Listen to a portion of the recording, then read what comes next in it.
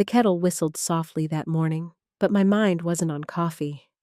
My thoughts were still tangled in the memory of what I'd overheard at my daughter Sarah's wedding.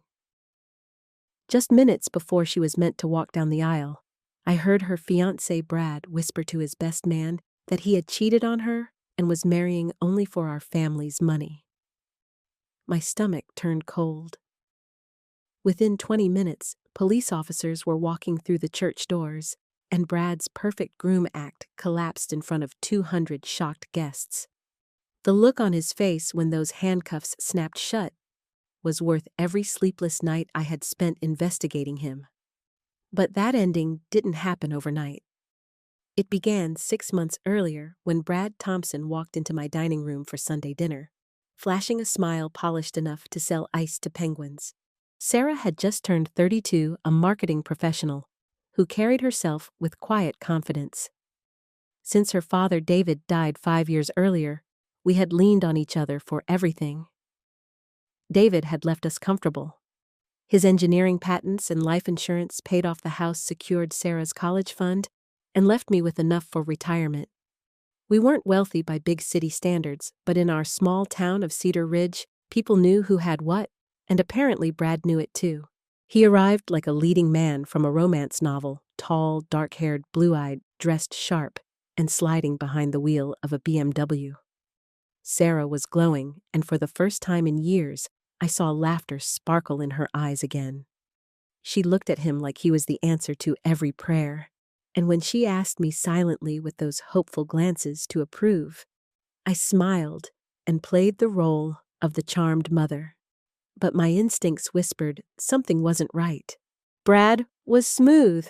He praised my pot roast, admired family photos, and even asked about David's patents with a rehearsed curiosity that felt more like an audition than genuine interest. When Sarah fetched dessert, he leaned back in David's chair like it already belonged to him and casually asked how I was managing financially as a widow. Did Sarah help with expenses? Had we made any new investments? His smile didn't reach his eyes, and though I kept my answers vague, alarm bells rang loud in my head. Over the next few weeks, Brad kept proving himself too perfect. He brought expensive wine, extravagant flowers, and told stories of high-profile clients he supposedly advised as an independent investment consultant. Sarah ate up every word, but I noticed what wasn't said.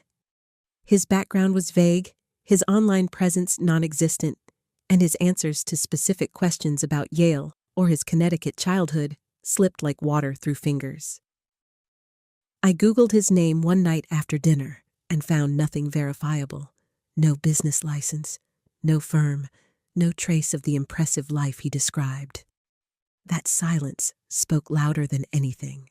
Still, Sarah glowed with a joy I hadn't seen in years. She was in love, and love makes smart people blind. I bit my tongue because sometimes mothers must step back and let adult children make their own choices. But my gut told me to watch Brad more closely. Months passed, and Brad became a fixture at every family gathering.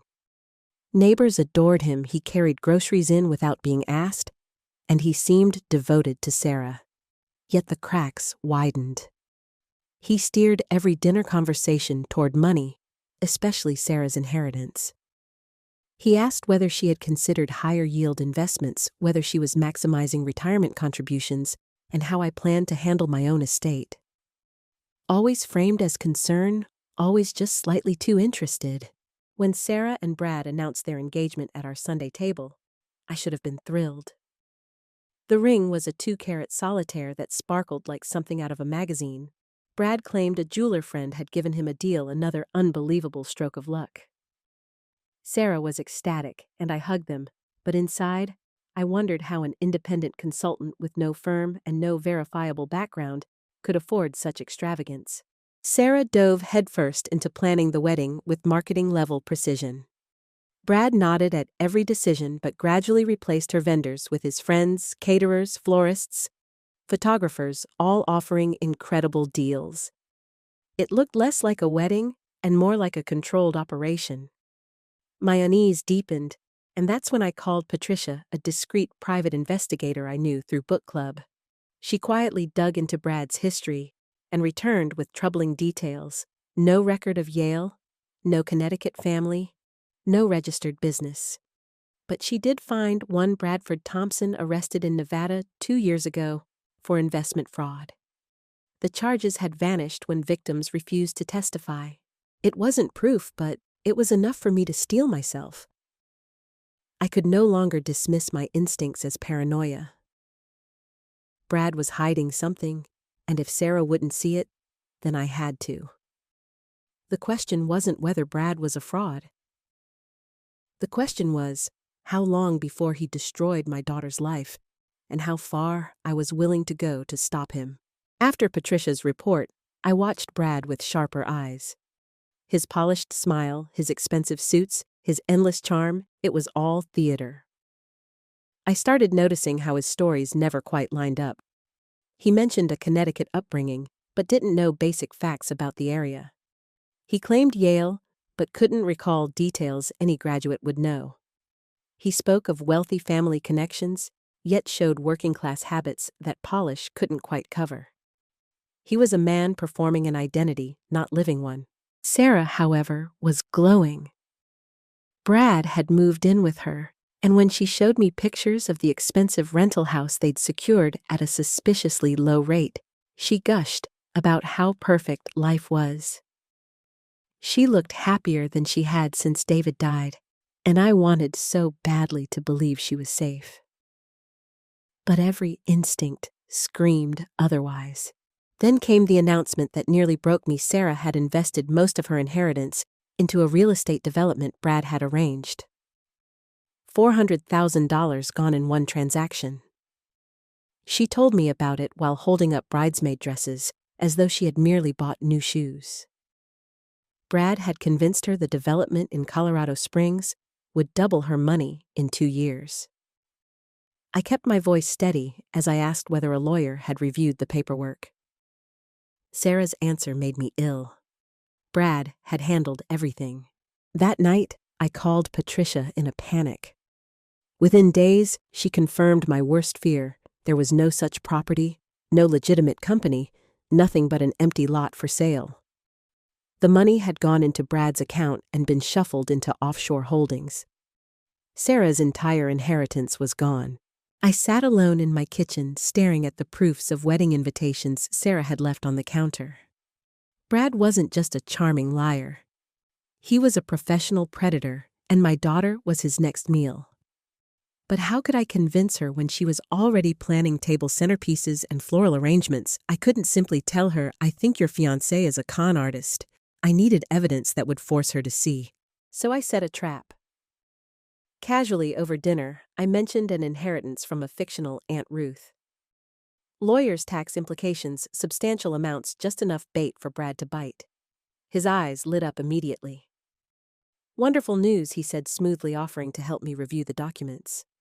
I could practically see the gears turning in his head, calculating how he might get access to money that didn't exist. Over the next few weeks, I fed him carefully constructed details. Brad's interest grew with every passing day. He asked about my estate plans, whether I had updated my will, how much I intended to leave Sarah. He suggested family trusts for tax efficiency, of course. I nodded, playing along while rage simmered beneath my calm exterior. But words and suspicions wouldn't be enough to expose him. I needed undeniable proof. That was when Patricia arranged for me to borrow a tiny recording device, one that could be hidden in Brad's BMW. I knew it was risky, maybe even illegal. But I also knew Brad had stolen nearly $500,000 from my daughter, and the law was not yet on our side. If he really was planning a long con, he'd eventually discuss it where the device could catch every word. For 2 weeks, the recordings were painfully ordinary. Brad sang along to the radio, argued with vendors about wedding logistics, and made small talk with Sarah on speakerphone. Then 1 week before the wedding, I hit the jackpot. Brad met a man named Danny for lunch, and the conversation confirmed every fear. "You sure about the timeline?" Danny asked. "Seems like you're cutting it close. Once we're legally married, I'll have access to everything. Brad replied casually. Trust accounts, retirement funds, her inheritance, plus whatever the old lady leaves behind. Give me 6 months and I'll clean them both out before filing for divorce. I clenched my fists as I listened to him chuckle about Sarah's abandonment issues, mocking the loss of her father, and bragging that she'd do anything to avoid being alone. That was the final line for me.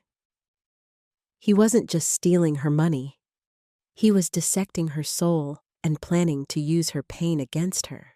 I had the evidence now, but catching him privately wouldn't stop the damage. If I confronted him in secret, he might disappear before the wedding, taking Sarah's inheritance and leaving her humiliated and broke. No, I needed to end this in a way that left no doubt in anyone's mind, especially Sarah's. So I contacted Detective Morrison, one of Patricia's law enforcement friends. We discussed the possibility of an arrest at the wedding itself. It was unusual, even theatrical, but it was the only way to ensure Brad couldn't wriggle out with charm or excuses.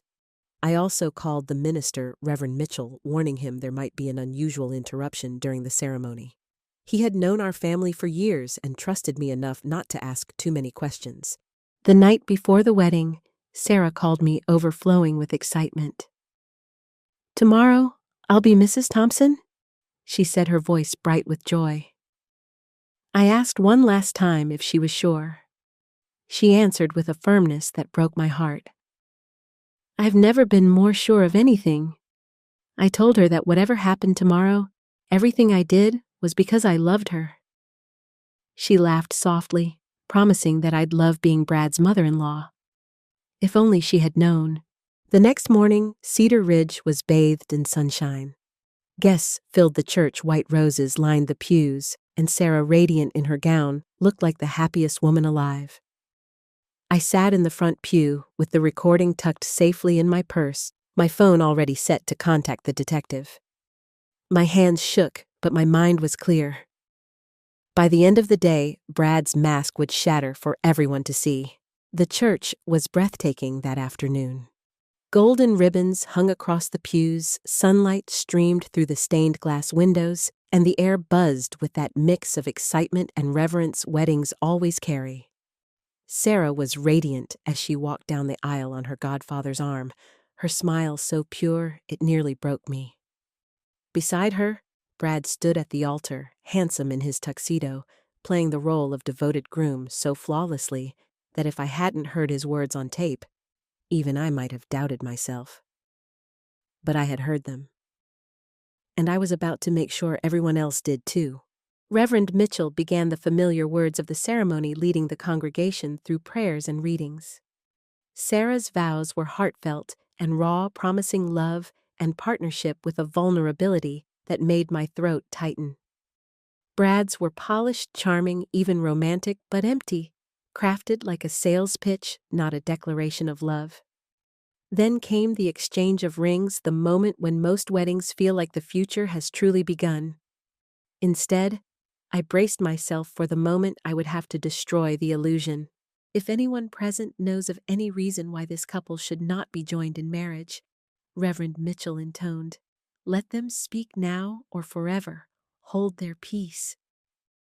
My hands tightened around my phone as I began to rise. But before I could stand, Brad's best man leaned in and whispered urgently in his ear, "Dude, there are cops outside, a lot of them." For the first time since I met him, Brad's mask cracked.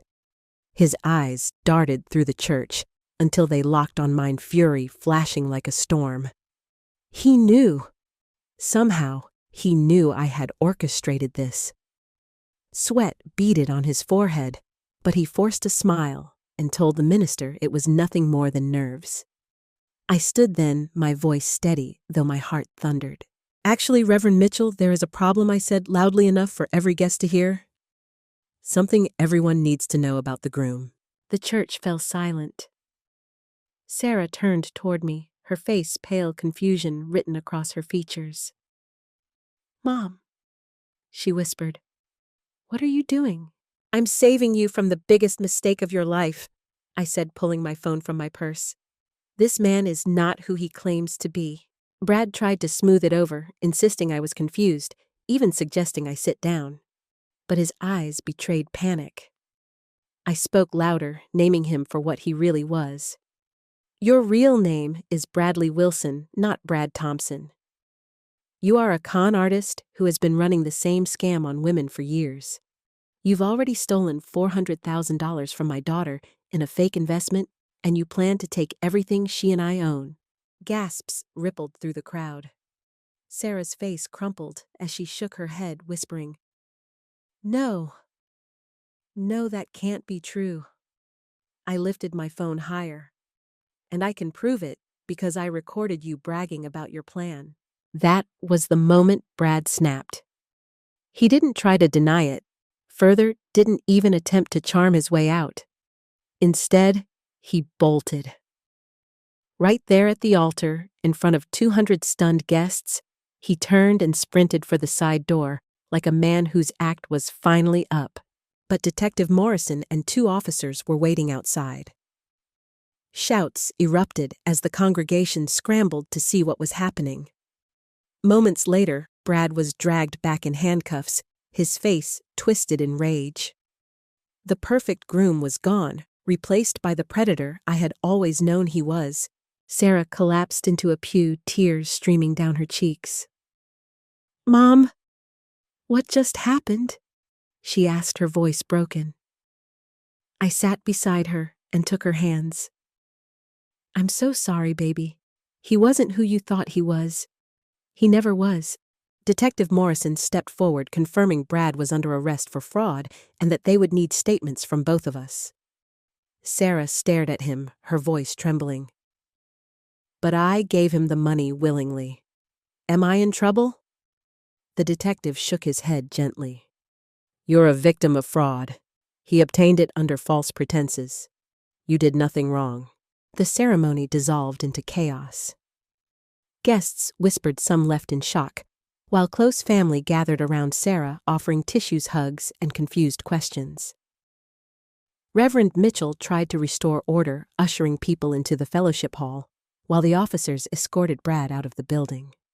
The sound of those doors closing behind him felt like the final note in a song I had been composing for months. When the church was quiet again, Sarah looked at me, her eyes filled with anguish. How long have you known? She asked. I hesitated only a moment before answering. Since the beginning. I've been investigating him for months. Her tears spilled faster. And the money Dad left me? It's really gone. I nodded, and her soft sob broke my heart in two. As I held her, I realized the cost of what I'd done. I had saved her from marriage to a predator, yes. But I had also shattered her dream in front of everyone she loved. It was necessary, but it wasn't painless. And though Brad was gone, the damage he'd left behind had only begun to surface. In the days that followed, Cedar Ridge buzzed with gossip. By Monday morning, everyone knew Sarah's groom had been arrested at the altar. I expected judgment, but instead neighbors arrived with casseroles, friends called offering comfort, and even strangers stopped me in town to say I'd done the right thing. That girl is lucky to have a mother who pays attention, my neighbor Dorothy told me, as she folded chairs left over from the reception that never was. I nodded, grateful, though the truth weighed heavily. Sarah hadn't just lost her fiancé. She had lost $400,000 and the future she thought she was building. Detective Morrison kept us updated. Brad's real name was indeed Bradley Wilson, 34 years old, with a history of cons stretching across multiple states. He had used false identities for years, targeting women with inheritances or divorce settlements, charming them into quick engagements and disappearing with their money. Sarah was not his first victim. There were at least 7 others, and together they had lost over $2 million. But this time, thanks to the recording and the arrest at the church, law enforcement finally had enough to stop him for good. Sarah listened in silence when the detective explained. When he left, she asked me quietly, "So everything he ever told me was a lie? The Yale degree, the wealthy family, even his name. I could only nod. Her eyes filled with tears, but she straightened her shoulders. Then I have to believe something else, she whispered. That I'll survive this. Patricia, our private investigator, came by later with more details. Brad had grown up in foster care, dropped out of high school, and learned how to mimic the wealthy by studying them online. He knew enough financial jargon to sound impressive, but had no real knowledge. He relied on charm, confidence, and calculated lies. Don't blame yourself, Patricia told Sarah firmly. Con artists study psychology. They are professionals at spotting vulnerabilities. This was not your fault. Still, Sarah grieved not just the money, but the love she believed she had found.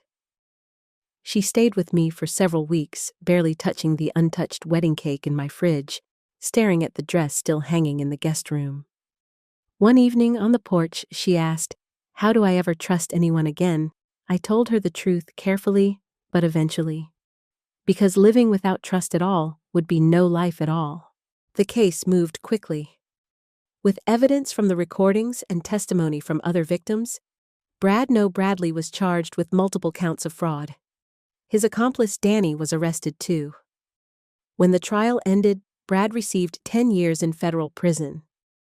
Sarah's inheritance wasn't fully recoverable, but between frozen accounts and assets law enforcement seized, we managed to claw back nearly $250,000. It wasn't everything, but it was enough to help her rebuild. Reporters descended on us during the trial. The story of the con man arrested at his own wedding spread far beyond Cedar Ridge. My face even appeared in a grocery store tabloid under the headline, "Supermom Saves Daughter from Wedding Day Con Man." I laughed when the cashier called me famous, though fame was never what I wanted. What mattered was that Sarah was safe and Brad was finally stopped. Out of something terrible, something unexpected grew. Victim support organizations reached out asking me to speak at seminars about romance scams. At first, I hesitated. Reliving the pain felt unbearable. But then I realized sharing our story could protect others. Sarah eventually joined me, telling her side with raw honesty. "I thought I was too smart to be scammed," she would say. But con artists are professionals. They know how to make you trust them. The key is to verify. Check their story, check their background, and never let love blind you to the truth. Audiences leaned forward, many nodding with recognition or shame. Our pain was becoming a shield for others. Months passed. Sarah started therapy, slowly piecing herself back together. She moved into her own apartment and cautiously began dating again. Background checks became part of her new normal, a rule she didn't apologize for. "It's not paranoia," she told me one day. "It's wisdom." I agreed. Then one afternoon, Sarah surprised me. "Mom, I got a letter from Brad," she said quietly. My chest tightened. What? She handed me the letter. From prison, he had written to apologize, claiming he had found remorse. I felt only disgust, but Sarah shook her head gently. "I forgave him," she said. "Not because he deserves it, but because carrying hate was hurting me more than it was hurting him. I needed to let it go." I looked at my daughter, stronger now, scarred, but healing, and I realized she was right. Brad had taken her money and broken her heart, but he hadn't destroyed her. In fact, he had revealed just how resilient she could be. And in an odd, bitter way, he had done us both a favor. 2 years later, I found myself sitting once again in the same church where Sarah's world had collapsed. But this time, the atmosphere was nothing like before. The air hummed with joy, not suspicion. White wildflowers replaced the expensive roses, and instead of 200 guests whispering in shock, there were only 30 family and friends gathered in quiet celebration. At the altar stood Sarah, her hand entwined with that of David Martinez, a high school teacher she had met at one of our fraud prevention seminars. David was nothing like Brad. He wasn't polished or wealthy, and he didn't try to charm anyone with elaborate stories. He was kind, direct, and refreshingly ordinary. Before proposing, he even sat down with me, looking me in the eye and saying, "I know Sarah's been through something terrible. If you want to ask me about my finances, my family, my past, anything at all, I'll answer honestly. I want you to know I'm here for her, not her money." His openness melted the last piece of suspicion I carried. For once, I didn't need to dig. He was exactly who he said he was. The ceremony was simple, heartfelt, and mercifully uneventful. When Reverend Mitchell reached the part about objections, I held my breath out of instinct, but no one spoke. No police stormed in, no groom bolted for the exits. Sarah's vows were steady and sure, David's were earnest and nervous, and when they kissed, the applause felt like healing thunder. This time, there was no mask, no performance, only two people promising to build a life together. At the backyard reception afterward, guests ate deli sandwiches instead of catered feasts, and laughter replaced the chaos I remembered from 2 years earlier. Detective Morrison stopped by now, more family friend than investigator, and I couldn't resist asking any word on our favorite con man. He smiled wryly. Brad's a model prisoner teaching financial literacy to other inmates. I almost choked, teaching them how to scam. Ironically, no, the detective said. Apparently, he's good at teaching people how to manage money legally. Maybe he's reformed. Maybe he's just playing another role. Time will tell. Later, as the reception wound down, Sarah pulled me aside. "Mom," she said softly, "I need to tell you something." My heart leapt, fearing bad news. Instead, she told me Brad had written again from prison. He wanted her forgiveness, and I gave it to him, she said, meeting my eyes. Not because I owe him anything, but because I'm done carrying the weight of what he did. Forgiveness is my freedom, not his. I studied her face, calm and resolute, and saw no trace of the broken woman who had collapsed in a pew on her first wedding day. She was stronger now, forged by fire, and still standing. As the evening faded, I reflected on what we had survived. Brad had stolen Sarah's money and nearly her future, but in the end, he had given us something we never expected. He revealed how far a mother would go to protect her child. He showed Sarah that even betrayal as deep as his could be survived. And he forced both of us to learn that instincts are worth trusting even when they make us unpopular. I realized then that revenge hadn't been the real victory.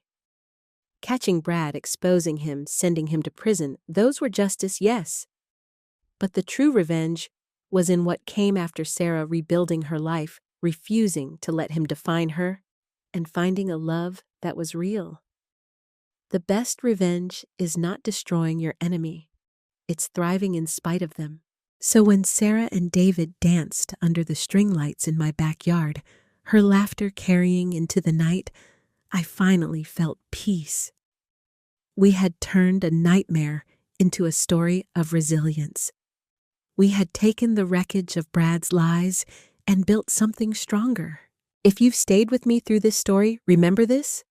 Sometimes the people who look perfect are the ones hiding the darkest truths. Trust your instincts. Protect those you love.